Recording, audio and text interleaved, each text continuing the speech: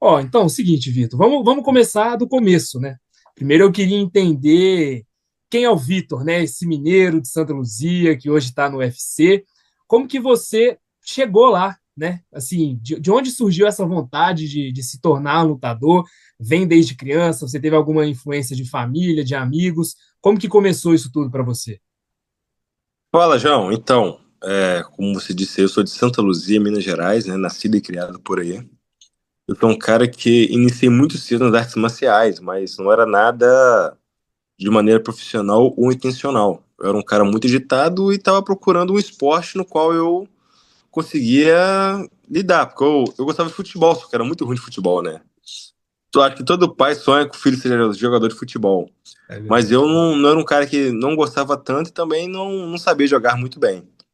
Até que um dia, eu voltando do colégio, nós estava no ônibus, aí eu vi que tinha inaugurado uma academia no bairro, né?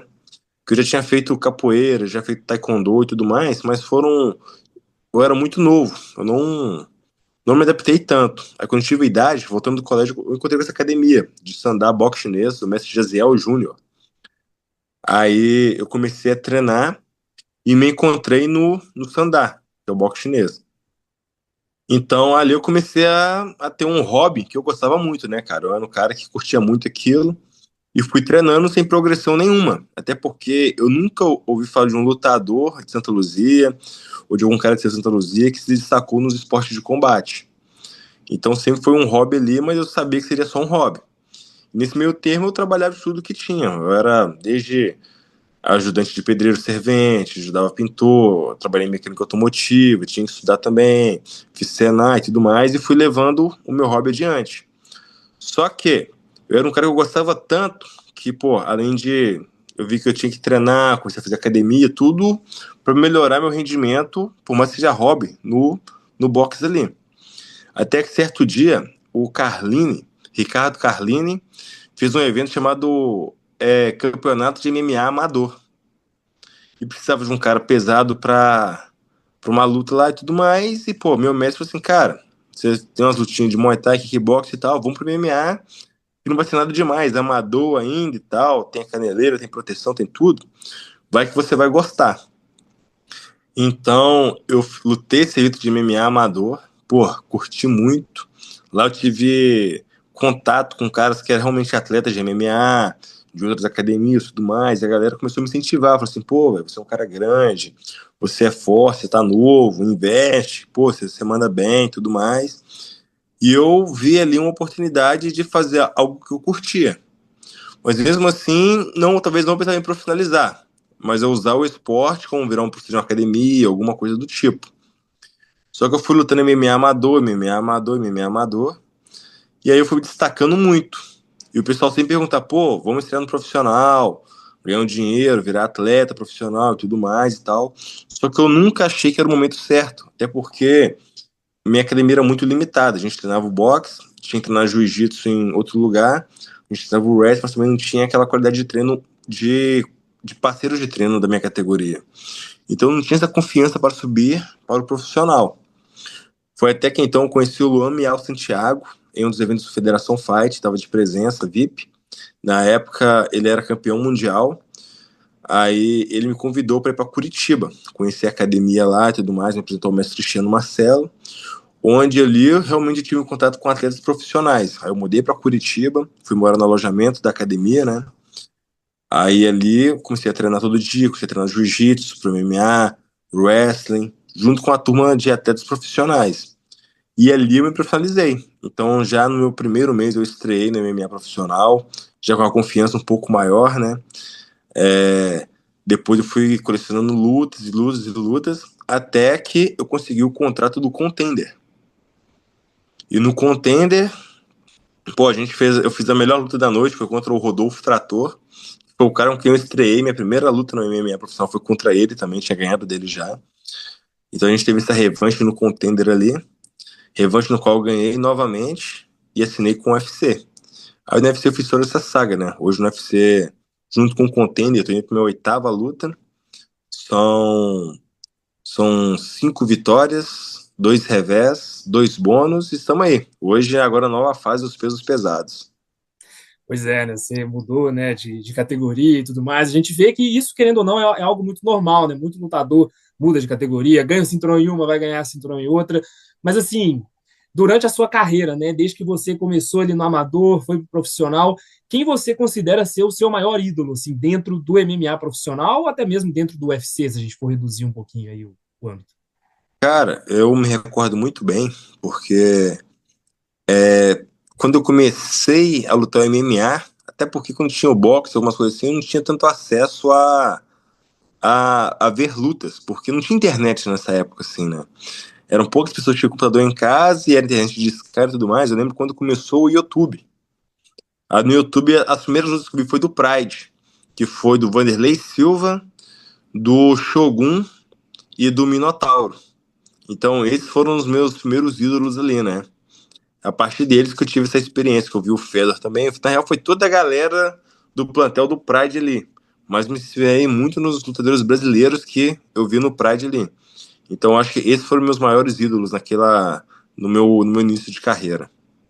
E assim, você acha que vendo eles ali reflete um pouco na sua maneira de lutar hoje? Assim, você que cresceu assistindo eles, é claro que teve toda uma questão de treinamento durante todo esse tempo, mas a galera ali do Pride que era casca grossa, assim, você se vê um pouco nesses caras também? Ah, com certeza, porque eu acompanhava muito não só eles, como os vídeos dos bastidores, né?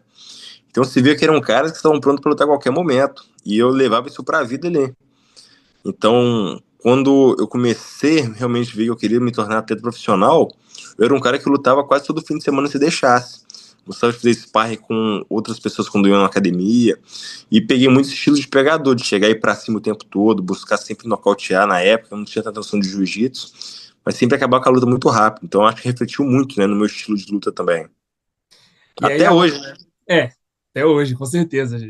Essa questão assim de ser um strike é um ponto forte seu. E E até aí, pela filosofia dos caras também. Você viu naquela época, os caras eram muito, muito fortes, né, cara? muito grandes, né? Muito grandes. Então me inspirava muito, assim, cara. E era uma parada numa época que não tinha essa parada de categoria de peso. Então eles estavam sempre buscando cada vez ser maiores, mais agressivos e tudo mais. Então me inspirava muito nesses caras aí, né? E aí, falando em ser grande, né? Você é um cara grande que estava lutando aí na categoria dos meio pesados e subiu aí para os pesados. Eu cheguei a ver algumas coisas suas anteriormente, vi você falando que você precisava perder muito peso antes das lutas do meio pesados para bater ali os 93, né? E hoje, em off, você chega ali até quase 120, se eu não me engano.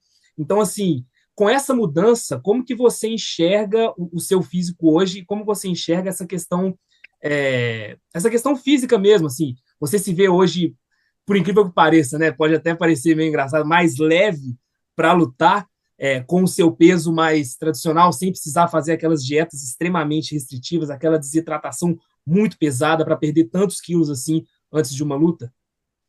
Cara, eu me sinto bem melhor. A disposição é outra, né? Porque desde que eu entrei no UFC, eu nunca tive a sensação de poder dormir bem na semana da luta, porque você chega bem desidratado. Então tudo é mais complicado para você dormir, para descansar, é muita lesão articular e tudo mais. Acaba sem aquela fraqueza também, aquela fadiga excessiva ali. Então, pô, tô numa fase agora nessa nova categoria aí que, pô, deito na cama, apago, como, acordo, puxo meu ferro, vou bater uma manopla, acabo o treino, tô ativo, tudo mais, tô focando só na luta. Então, pô, tá sendo uma experiência muito bacana. É uma parada que você não pode deixar a peteca cair, né? Você ficar acomodado. Porque não é porque não tem peso que a gente não tem que fazer dieta, né? Não tem que se apresentar bem. Então, eu me preocupo muito bem com isso, me apresentar bem, manter um shape legal, manter sempre o espírito de atleta o tempo todo, né? Com certeza. E agora falando na questão da luta mesmo, você estreou no UFC muito bem. Foram 4 vitórias consecutivas aí, muita gente, né, colocando um hype absurdo. E aí no ano passado acabou que, né, aconteceram aí 2 derrotas consecutivas e, enfim, isso querendo ou não, vem as críticas nas redes sociais, vem a pressão interna mesmo de falar assim, pô, eu preciso melhorar, ou então pô, acabou que isso aqui eu podia ter feito melhor, podia ter feito de outra forma. Como que foi durante esse período, né? Desde aquela primeira derrota pro Anthony Smith até hoje, né? para se preparar para a próxima luta agora no sábado, dia 12. Como que foi essa preparação, não somente física, mas também mental, né? Porque o mental é um negócio muito importante. Cara, tipo assim, eu já falei em outras ocasiões, ninguém quer perder nesse jogo. Ninguém entra ali pensando em perder. Todo mundo pensa em, pô, entregar uma guerra e dar o seu melhor. Mas, realmente, nessas duas lutas, eu acho que o fator principal foi eu não ter respeitado tanto meu corpo. Eu fui um cara que, pô, eu corre de peso, meu rendimento caiu muito, né? Tanto na primeira eu tive uma lesão muito grave nos ligamentos, e na segunda, pô, tive uma desidratação muito severa, né? Eu não consegui recuperar bem meu peso. Por mais que eu tenha ficado triste, eu acredito que, pô, não foram minhas melhores lutas, até porque não que os lutadores não eram bons, mas eu acredito que durante minha carreira no UFC, as vitórias que eu tive, eu lutei com lutadores mais duros naquele momento, que estavam em fases melhores, mais fisicamente, tecnicamente, querendo mais. Então, eu acredito que não foram minhas lutas mais difíceis aquelas lá, por mais que eu tenha perdido. Então, eu sei da minha qualidade técnica, do meu potencial, o quanto eu treino, o quanto eu me dedico para estar aqui. Por isso, eu tô super tranquilo, cara. Eu sou um cara que, pô, não é porque eu perdi que eu vou deixar de fazer o meu jogo, vou entrar na retranca. Pelo contrário, me motiva cada vez mais querer mostrar que, pô, tô numa fase boa, tenho muita linha para queimar, sou um cara novo e vou para cima o tempo todo. E é isso aí. E você tem alguma previsão para a luta do sábado? Assim, é claro que a previsão é de uma grande luta, mas é, como é que você acha que vai ser? Como é que você acha que vai vir aí o seu adversário? O negócio é o seguinte, ali a luta é algo imprevisível. A única certeza que a gente tem é que vai ser cor e pancada do início ao fim, né? Então, o que vocês podem esperar é uma pancadaria de primeira em 15 minutos de luta, se for para os 3 rounds, né? Que eu acredito que também não vai. Ah, legal demais. E agora falando um pouquinho fora dos ringues, né? Eu queria saber um pouco como é o Vitor no dia a dia, assim, você precisou se mudar, né, muito cedo, foi para Curitiba, agora compete aí também no UFC, está nos Estados Unidos, viaja bastante, então muito tempo longe da família, né, cara? E você, assim, todo momento que a gente vê fora dos rings é sempre, você até já falou, um cara tranquilo e tudo mais. Como que é o Vitor no dia a dia? Como que é a sua relação com a sua família? É, Todo mundo está sempre aí te apoiando? Como que é o Vitor fora dos rings? Cara, eu fora do Zinho sou igual eu falo assim, sou um cara tranquilo. Hoje eu tô tentando trazer minha família pra próxima de mim. Meu irmão já tá morando comigo, meu pai se aposentou. Então tá ficando muito tempo aqui em Curitiba também. Tô querendo trazer minha irmã, minha mãe sempre que vem ela pode. Então eu sou um cara que sempre que eu tenho oportunidade, eu gosto de trazer minha família pra perto. E aqui eu consegui minha segunda família, que é a CM Cissa, né? Onde eu divido a maior parte do meu dia, se não falar todo o meu dia. Que eu fico na academia 3, 4 vezes por dia. E ali também tem outros caras que vieram de outros estados, de outros países, que hoje moraram no alojamento, mas que também partiram do mesmo sonho do que o meu. Então, eu acho que. E a gente não só dentro da academia, acaba que estende esse relacionamento para fora também, né? Então, eu falo que hoje o meu círculo de pessoas que estão próximas é muito grande, mas também é muito fechado, que são todas as pessoas que convivem comigo não só na academia, só que convivem comigo fora da academia, né? Que são essa grande família que virou aí. E aí, um dos seus apelidos é Cabuloso, né? Você é daqui de Minas, é de Santa Luzia, é cruzeirense. Como que surgiu esse apelido aí de Cabuloso, que curiosamente é o mesmo apelido do Cruzeiro? Pois é, então, eu sou cruzeirense, tá aí, ó, Pedrinho BH me patrocina aí, pô, Supermercado BH, Cruzeiro, tô no UFC, mereço mais do que muitos caras que estão aí no BH e no Cruzeiro aí, né? Ele vai ver, hein? Ele vai ver, ele Não, tem acompanha. que ver, pô, vamos sentar e vamos conversar aí. E é o seguinte, cara, eu sou cruzeirense assumido, e antes de vir pra Curitiba, eu tava no MMA amador ainda e tal, ia estrear, eu trabalhei numa empresa onde eu criei um grande amigo, Cristiano Bibiano, também um cruzeirense fanático. Aí falava assim comigo, você é cabuloso igual o Cruzeirão. Cruzeirão é cabuloso, você é cabuloso, você é cabuloso, cabuloso. Aí acabou que eu fui lutar e pegou o apelido de cabuloso. E quando ele lançou esse apelido lá, veio todo mundo que é do Cruzeiro também, e apoiou e tá junto. Pô, eu tava na fase que eu tava nocauteando todo mundo. Falei assim, cara, o cara é cabuloso igual o Cruzeiro. Aí pegou o apelido, né? Hoje estamos aí, né? Vitão Cabuloso. Pô, legal, legal. Mas você acompanha, assim, querendo ou não, talvez não tenha muito tempo, mas quando dá um tempinho, você acompanha muito o Cruzeiro, assim, os jogos e essas coisas? Acompanho até porque meu pai é cruzeirense. fanático ali, digamos assim, né? Um cara que acompanha muitos jogos, então tô sempre com ele assistindo algumas coisas e tal. É claro que às vezes, por causa do trabalho, muito treino e tudo mais, não dá pra acompanhar tudo. Mas sempre que dá, eu gosto. Tenho uma relação muito boa com o Sérgio, que é o ex-presidente do Cruzeiro, então a gente sempre se reúne aí, toma um café, alguma coisa. E é isso. Agora sim, já indo fechando, né? O Tom Aspinall, né, dos pesos pesados aí, atual campeão, ele deu uma declaração há uns dias para trás falando que faltam estrelas nos pesos pesados. Eu queria que você falasse um pouco sobre isso. Na sua visão, você acha que hoje faltam estrelas, né? O John Jones aí se aposentou e tudo mais. Você acha que você, inclusive, pode ser uma próxima estrela dos pesos pesados do UFC? Sim, com certeza. Eu acho que é uma categoria que está se renovando, né? Você está vendo que tá muito.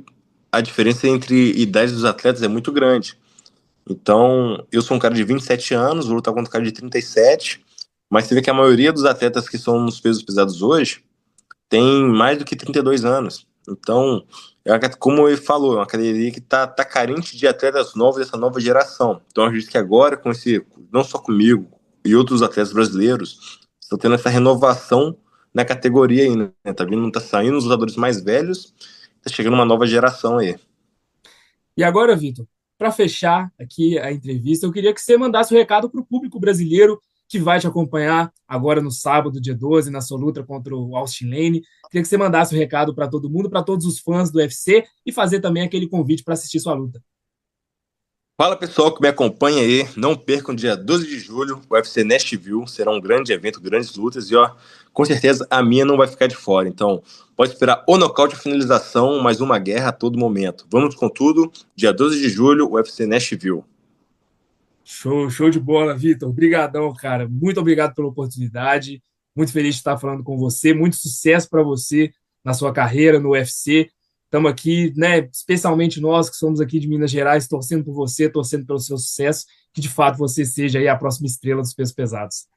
Fechou, muito obrigado, sem agradecer aí, pô, a Itatiaia é um portal aí que eu acompanho, sempre acompanho muito, curto muito, né, sou um cara que gosto da rádio aí, então parabéns pelo trabalho aí, e se precisar de alguma coisa, eu tô sempre à disposição, vamos com tudo.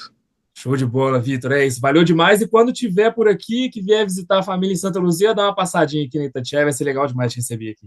Pode deixar, é um prazer enorme.